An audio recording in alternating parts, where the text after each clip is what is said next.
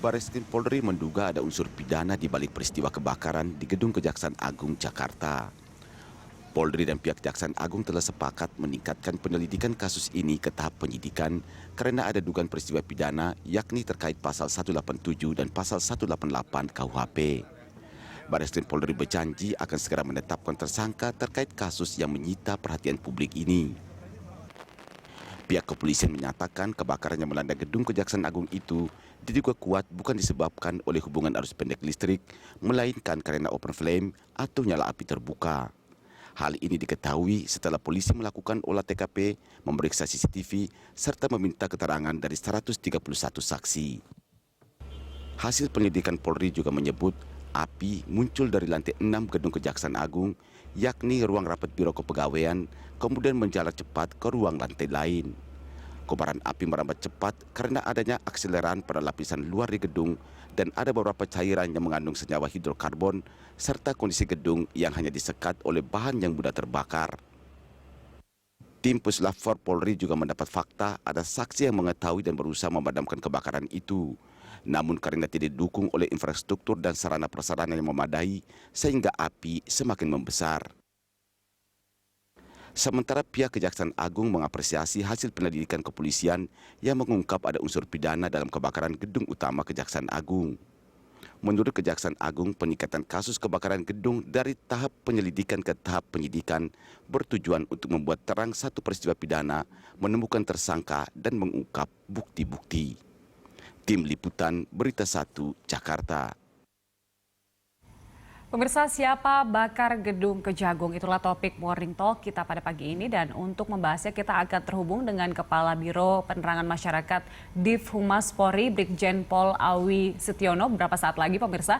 Dan saat ini juga telah tersambung melalui Zoom dengan Koordinator Masyarakat Anti Korupsi Indonesia, Boyamin Saiman. Dan seperti biasa Anda juga bisa berpartisipasi dengan menghubungi kami melalui nomor telepon yang tertera di layar televisi Anda. Ya pemirsa, kita menyapa Pak Boyamin dulu. Selamat pagi Pak Boyamin. Pagi. Apa kabar Pak? Baik. Baik. Biasalah persiapan untuk jadi detektif lagi. Baik. Ya, Pak Boyamin, kemarin dari Bareskrim Polri sendiri ini sudah memberikan pernyataan terkait dengan penyelidikannya. Kita dengar dulu bagaimana pernyataannya. Asal api diduga berasal dari lantai 6.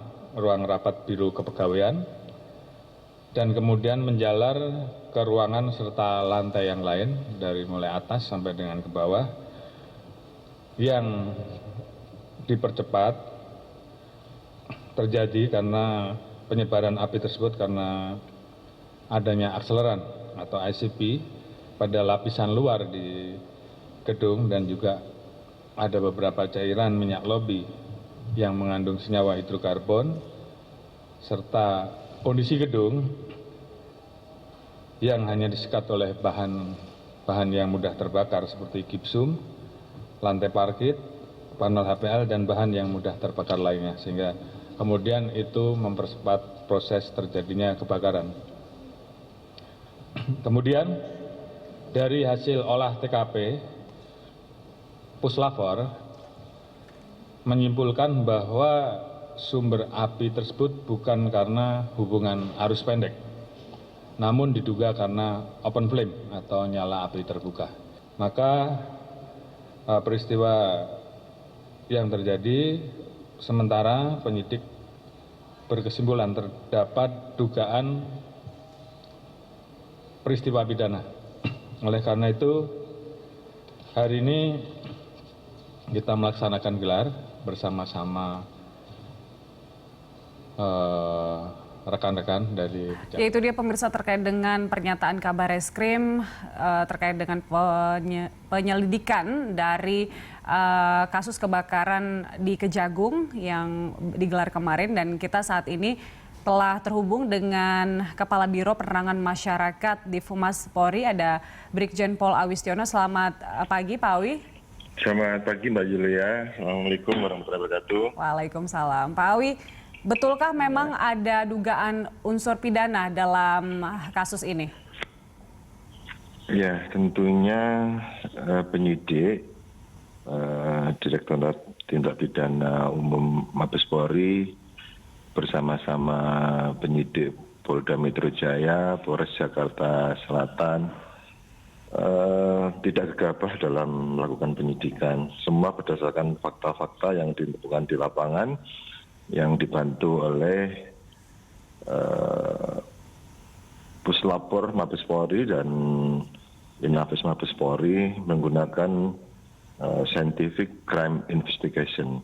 Jadi memang fakta-fakta yang berada di lapangan itu mengerucut bahwasanya temuan-temuan di TKP serta olah TKP yang dilakukan oleh Puslapor dengan menggunakan instrumen gas kromatografi, mass spectrometer atau GCMS, serta pemeriksaan saksi-saksi 131 saksi, kemudian dalam pemeriksaan juga menggunakan alat poligraf atau uji kebohongan, kemudian ada juga pemeriksaan ahli kebakaran untuk pemeriksaan asal api dengan teori segitiga api, kemudian juga tidak lupa memeriksa ahli pidana.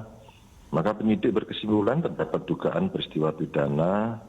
Oleh karena itu kemarin Kabareskrim memimpin langsung gelar perkara kasus tersebut, disaksikan oleh Jampidum, Janwas, Jambin dari Kejaksaan Agung RI dan sepakat meningkatkan penyidikan menjadi penyidikan tentunya untuk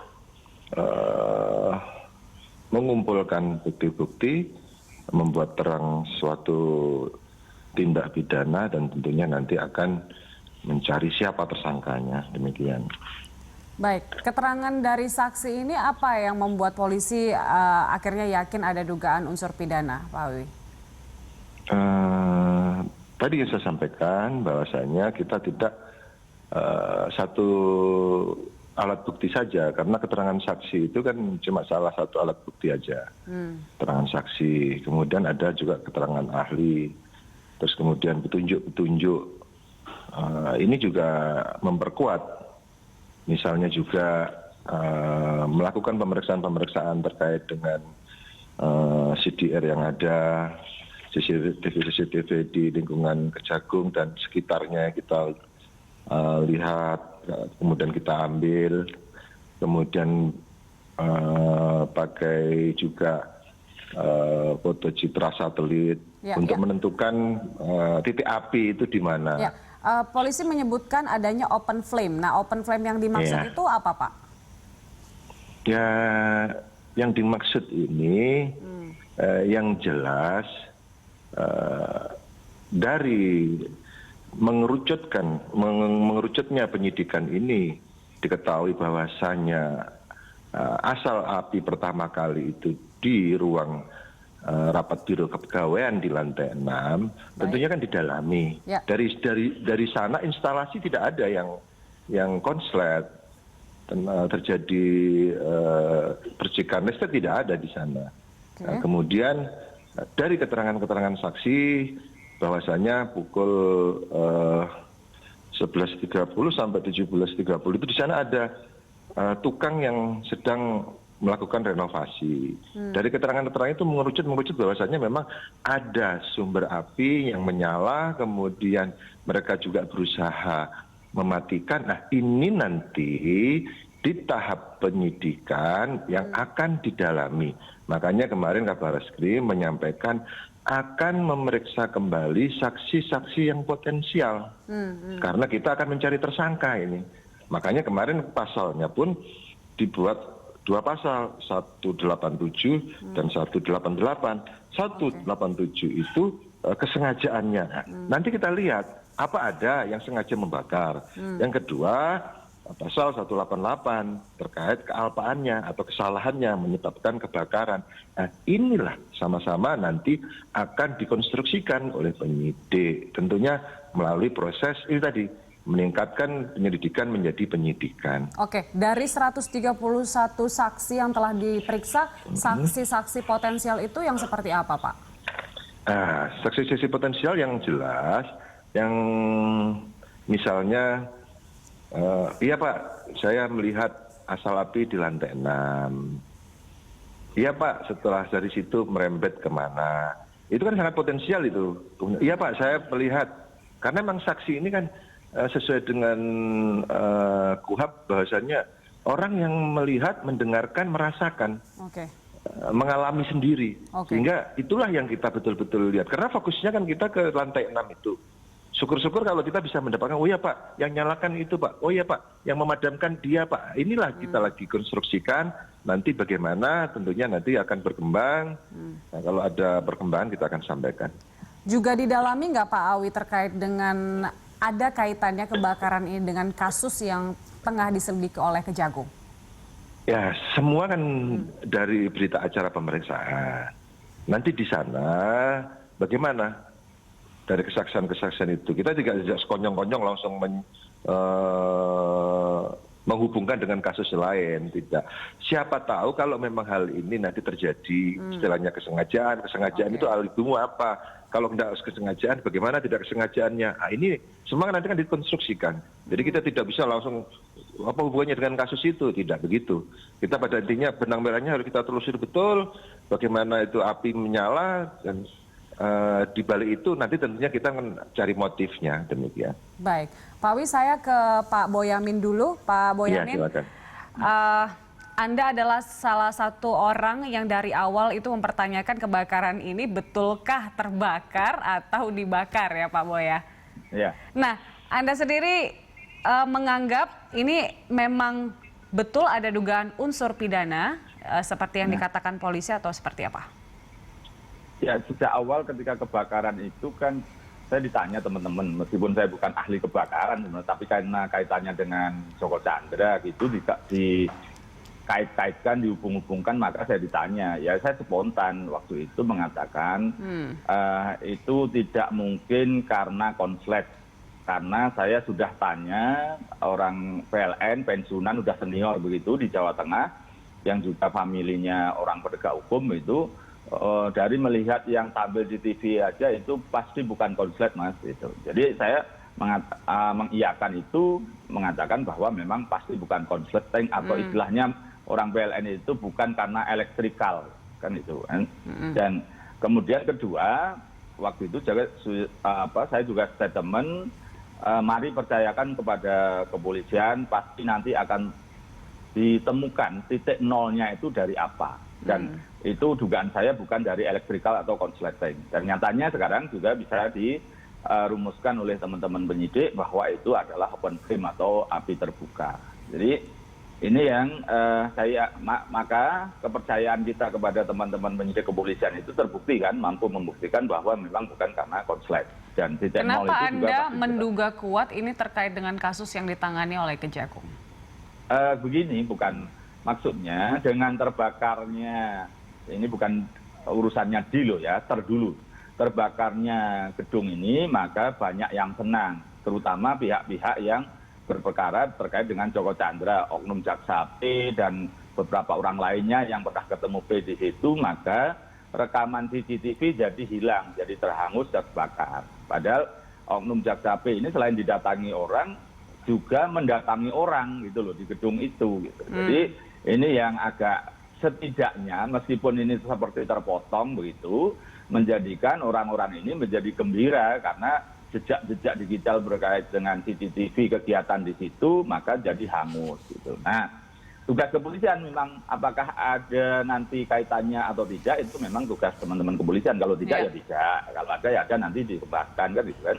Seperti tadi saya mengatakan bahwa ini akibat konslet atau bukan. Dan kalau memang aslinya karena konslet, saya yakin penyidik juga akan paham itu akibat konslet. Seberapa yakin Anda polisi akan mendalami terkait dengan adanya kasus yang ditangani Kejagung dengan kebakaran ini? Iya kan agak ada nyambungnya, kecuali kalau tidak sedang nangani perkara besar, belum tentu juga urusan Joko Chandra, mungkin perkara lain juga bisa aja kan. Karena di gedung itu kan ada jam Intel. Intel itu juga menangani banyak urusan, banyak perkara yang juga terkait dengan korupsi yang nanti akan dilimpahkan ke penyidikan di pidana khusus. Kan misalnya seperti itu. Atau terkait dengan dokumen-dokumen intelijen bisa aja apa yang ada di situ kan gitu. Jadi ini banyak kemungkinan dan bisa terbuka gitu apa yang terjadi yang sebenarnya dengan terbakarnya ini menjadi tertutup gitu. Dan saya berharap meskipun terbakar gedungnya masih banyak dokumen yang bisa diselamatkan dan tidak terbakar, karena dokumen itu kadang-kadang cuma terbakar pinggirnya gitu. Dan saya juga teman-teman kepolisian mesti juga mendapatkan dokumen-dokumen itu, dan saya berharap mudah-mudahan juga disita gitu. Dan inilah yang kita berharap betul ini kalau nanti memang ada kaitannya bisa diungkap oleh teman-teman kepolisian. Kalau tidak ada kaitannya juga diungkap dengan secara logik, memang logika, oh tidak ada kaitannya, hanya kebetulan bersamaan aja kan. Jadi saya kira inilah proses-proses ini kita hargai, dan juga teman-teman kepolisian nanti bisa aja memang temuan berikutnya adalah titik apinya nolnya itu bisa aja bukan satu misalnya open flame itu kan, bisa aja 2, bisa 3 tempat misalnya, karena begitu membesarnya begitu. Pak Boy, berdasarkan catatan Maki ada berapa kasus korupsi besar khususnya yang ditangani oleh Kejagung yang bisa berpotensi mandek karena kasus ini? Ada perkara dulu yang terkait dengan Asabri itu juga jadi kajian di intelijen.